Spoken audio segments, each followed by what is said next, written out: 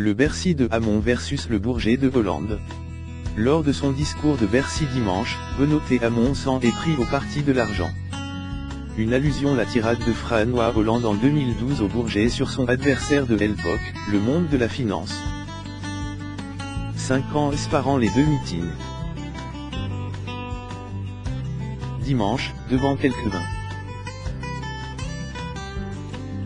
000 sympathisants, Benoît Hamon a fait une allusion la CLBR tirade prononcée par l'actuel président alors en campagne le 22 janvier 2012. Dans cette bataille qui s'engage, je vais vous dire qui est mon adversaire, mon véritable adversaire. Il n'a pas de nom, pas de visage, pas de parti, il ne présentera jamais sa candidature, il ne sera donc pas élu, et pourtant il gouverne. Cet adversaire, c'est le monde de la finance, avait à l'époque lancé François Hollande lors de son discours. Une saillie qui restera emblématique et dont il est accusé par certains de se détourne pendant son quinquennat. L'argent a mis son emprise sur cette élection. Dans la bouche de Benoît Hamon, la finance est devenue dimanche le parti de l'argent.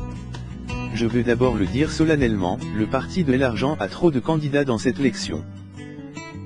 Ce parti a plusieurs noms, il a plusieurs visages, il a même plusieurs partis. L'argent a mis son emprise sur cette élection, allant le candidat socialiste la tribune.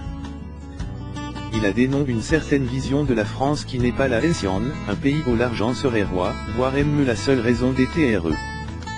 L'un nous dit, moderne, comme le père Guizot sous la Restauration, enrichissez-vous, a poursuivi Benoît Hamon en visant Emmanuel Macron. Les deux autres pensent enrichissez-nous, a-t-il comploté, déclenchant de nombreux rires dans l'assistance, en visant cette fois François Fillon et Marine Le Pen. Je ne crois pas que le marche puisse guider le séjour des femmes et des hommes.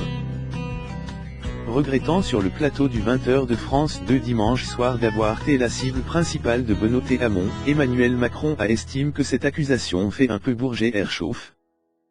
Moi je ne perds pas le tiers ou la moitié de mon temps dans mes rassemblements invectiver les autres candidats, a ajouté le candidat d'En Marche, jugeant qu'il ne faut ni s'échrir, ni détester l'argent.